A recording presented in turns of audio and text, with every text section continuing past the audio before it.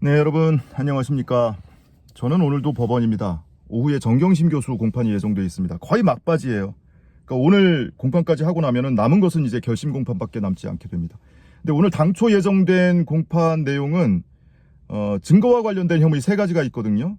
이 증거 관련 혐의에 대해서 양측의 변론이 예정되어 있는데 여기에 한 가지가 더 얹어졌습니다. 표창장 위조 혐의를 둘러싼 디지털 증거에 대해서 양측의 변론을 또 추가로 듣기로 했어요. 그러니까 지난번 공판하면서 재판부가 양측의 주장이 워낙 첨예하게 엇갈리고 특히나 1심에서는 검찰의 주장을 대부분 인용해서 유죄 판단을 했는데 항소심 과정에서 재판부가 들어보니 그렇게 보기는 어려운 사정들이 발견되는 거죠. 그래서 재판부가 갖고 있는 의문을 해소하기 위해서 오늘 한 차례 더 이 내용을 다루기로 했습니다. 그러니까 지난번 공판까지 검찰은 1심에서의 주장을 계속적으로 반복을 했습니다. 2013년 6월 16일에 정경심 교수가 서울 방배동 자택에서 PC 1호를 이용을 해서 파일을 가지고 표창장을 위조했다. 이게 검찰의 기본 주장이었고 1심 재판부도 이 내용을 받아들였습니다. 그런데 항소심 과정에서 변호인단이 별도의 포렌식을 통해서 PC 1호가 서울에 있지 않았다. 영주에 있었다. 동양대에 있었다. 그것을 뒷받침하는 증거들을 계속 발견해내서 검찰에 재판부에 제출을 했습니다. 다시 말하면 당시 서울에 정경심 교수가 서울에 있었다라는 것에 대해서는 다툼이 없어요. 그것은 서로 인정하는 내용입니다. 근데 검찰의 주장과 달리 이 PC가 동양대에 있었다면 정경심 교수가 아닌 제3자가 이 PC를 사용했을 수 있잖아요. 그리고 정경심 교수는 줄곧 사건 초기부터 나는 당시에 표창장을 2012년에 발급받은 표창장을 딸이 잃어버렸다고 해서 일요일에 6월 16일에 직원 누군가한테 전화를 해서 이걸 재발급 받아달라고 요청을 했고 다음날 그것을 받았다라고 주장을 해왔습니다. 그러니까 정경심 교수의 초기 주장을 뒷받침하는 증거들이 계속적으로 쏟아져 나오는 거예요. 항소심 과정에서. 그러니까 검찰이 1심에서 주장했던 내용이 상당 부분 탄핵된 겁니다. 특히 PC 위치와 관련해서 더 이상 방어가 안 되는 거예요, 검찰이. 그래서 이 PC 위치 정보와 관련해서 검찰이 기존의 주장을 사실상 철회했습니다. 지난번 공판 때 위치가 중요한 게 아니다. 누가 만들었는지가 중요한 거다. 이렇게 이야기를 할 정도예요. 근데 이게 구분해서 볼 수가 없는 게 아니 행위자가 서울에 있고 PC가 동양대에 있었다면 이 사람이 이걸 쓴 게 아니잖아요. 그걸로 게임 셋이잖아요. 그런데도 불구하고 검찰은 주장을 처리할 수가 없는 거죠. 위치는 우리가 다 탄핵됐어도 그래도 그걸 만든 사람은 정경심 교수야. 무슨 소리야. 그냥 이렇게 우격다짐으로 주장을 하는 겁니다. 그러다 보니 재판부에서 1심 판결을 뒤집어야 하나 이런 고민도 하고 있는 거 아니겠습니까? 양측의 주장을 조금 더 들어보자라고 해서 추가로 시간을 좀 갖기로 한 건데 그러면 위치 정보에 있어서는 검찰이 사실상 본인들의 주장을 처리하다시피 했고 마지막 남은 거 그래도 정경심 교수가 만든 거야. 이 주장을 탄핵할 수 있는 추가 증거가 발견됐습니다. 변호인단이 지난번 공판 이후에 계속적으로 지금도 포렌식을 돌리고 있거든요. 이 포렌식 과정을 통해서 정경심 교수가 이 PC를 쓰지 않았음을, 정경심 교수가 파일을 만들지 않았음을 뒷받침하는 증거를 추가로 발견했다고 합니다. 그 구체적인 내용까지는 저도 아직 모르겠어요. 구체적인 내용은 이따가 오후에 공판 내용을 방청을 한 뒤에 여러분께 전해드릴 수 있을 것 같은데요. 당시에 2013년 6월 16일 오후 3시 이후에 이 파일들을 가지고 표창장을 위조한 시점이라고 하는 그 시간대에 정경심 교수가 이 PC를 쓰지 않았고 정경심 교수는 다른 일을 하고 있었음을 입증하는 증거가 발견됐다고 합니다. 물론 오늘 검찰의 변론도 있을 것이기 때문에 그동안 검찰이 수세에 몰렸던 위치 정보나 이런 것에 대해서 어떤 주장을 들고 나올지 알 수가 없어요. 그래서 구체적인 내용은 결과까지는 이따 공판 이후에 여러분께 자세히 전해드리기로 하죠. 자, 그 밖에 당초 예정된 일정은 증거 관련된 혐의 3가지가 있습니다. 증거 인멸교사, 증거 위조교사, 증거 은닉교사 혐의가 있었죠. 근데 이 중에 이 2가지 혐의에 대해서는 그 흉악한 판결을 했던 1심 재판부에서마저도 무죄 판결을 했습니다. 나머지 하나 증거 인멸교사 혐의에 대해서만 유죄로 선고를 했죠. 근데 이 3가지 내용을 잠깐 소개를 드리자면 가장 간단한 건 증거 은닉교사 혐의입니다. 그러니까 교사가 다 뒤에 붙는 거는 본인이 한 게 아니고 누군가한테 시켰다. 기본적으로 이런 구도 하에 혐의가 적용된 건데, 증거 은닉이라는 것은 증거를 감췄다.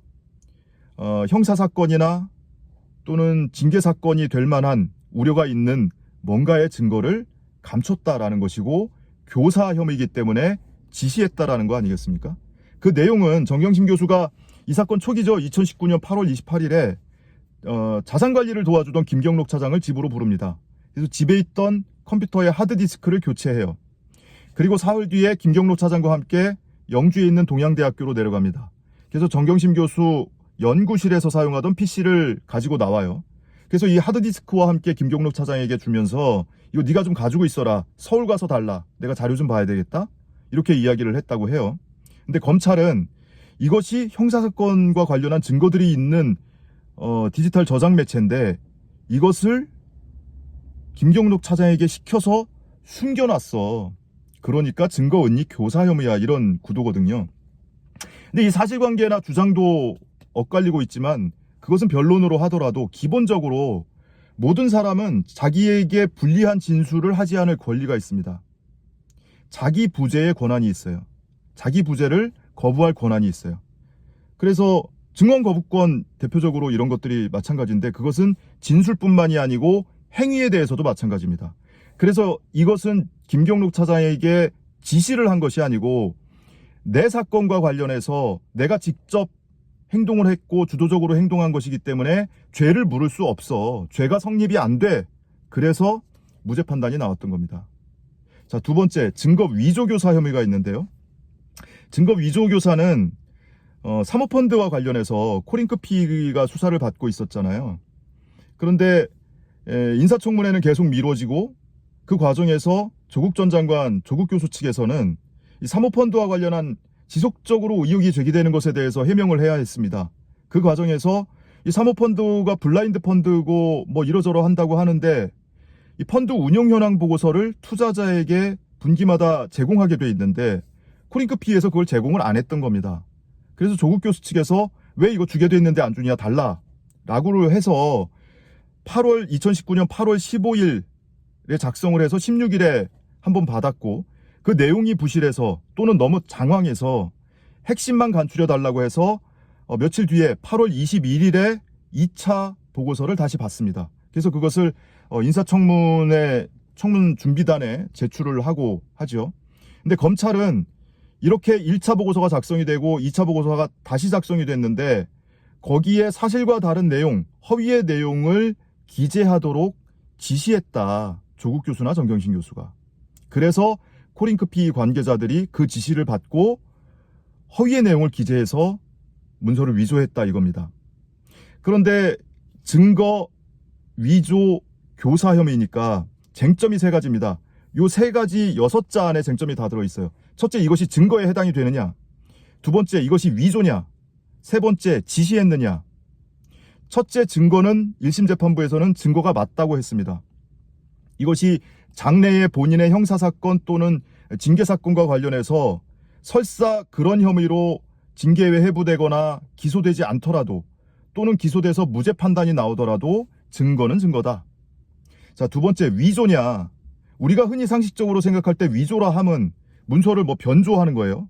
뭐 A라고 써 있는 것을 싹 지워가지고 Z라고 쓰고 그리고 누구의 인장을 도용해가지고 문서를 위조하고 뭐 이런 거를 위조라고 생각하기 쉽잖아요.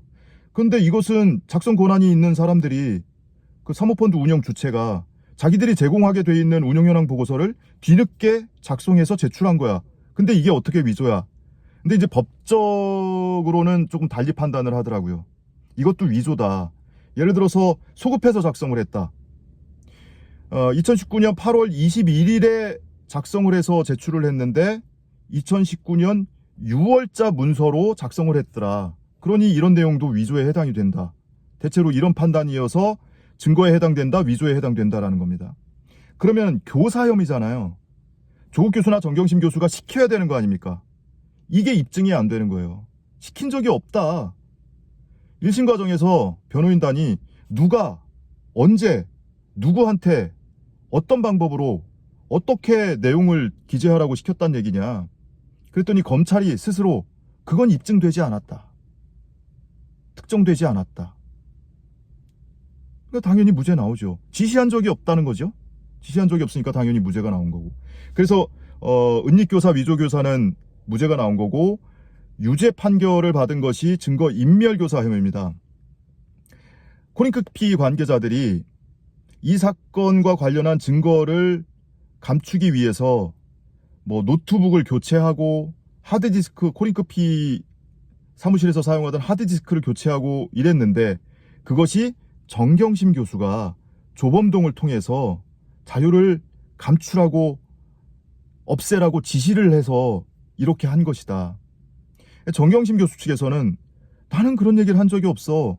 나는 조범동이나 이상훈하고 통화를 하면서, 이상훈은 당시 코링크피 대표이사입니다. 조범동은 오촌 조카죠.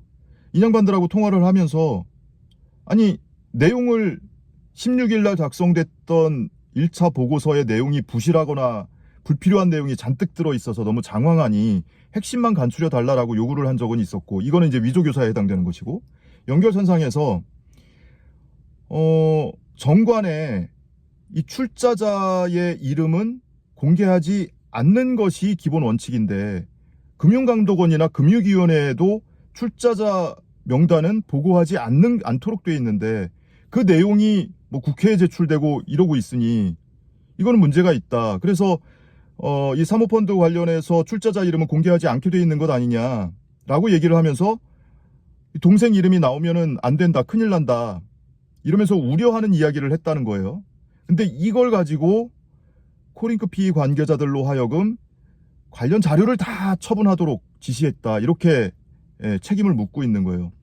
근데 코링크피에서 당시에 뭐 인멸을 했다는 것은요, 뭐 직원이 쓰던 컴퓨터 하드디스크를 교체하고, 또 임원들이 쓰던 노트북 세대를 또 교체하고 막 이런 거예요. 근데 동생 이름 나오는 그 자료를 제출하지 않겠다고 그거를 뭐 삭제를 하고 어쩌고 합니까? 그게 아니고, 코링크피는 그 자체로 코링크피 내부에 또 관련자들의 횡령이라든지 배임이라든지 여러 가지 범죄 혐의가 있었습니다. 그러니까 본인들 스스로 자기들 범죄 혐의가 발각될 것을 우려해서 자료를 폐기할 동기와 목적이 충분했던 거예요. 근데 다만 재판부는, 1심 재판부는 본인들의 형사사건과 관련한 자료를 감추는 것뿐만이 아니고 다른 사람의 형사사건과 관련된 자료도 함께 감춰졌다면 이것은 증거인멸 교사 혐의가 성립될 수 있다라는 판단을 한 거거든요. 그래서 정경심 교수에게 증거인멸 교사 혐의가 유죄로 선고가 됐던 겁니다. 그래서 이 무죄 나온 부분에 대해서는 검찰이 다시 한번 유죄를 선고해달라고 주장을 할 것이고, 유죄 나온 부분에 대해서는 변호인단이 다시 한번 무죄를 선고해달라고 주장을 하게 될 겁니다. 양측이 다 항소를 한 상태이기 때문에 서로 간에 원하는 판결을 끌어내기 위해서 오늘 변론이 진행이 될 거예요. 그래서 오늘 이제 증거 관련된 혐의는 뭐 말씀 들어보셨지만 간단하잖아요.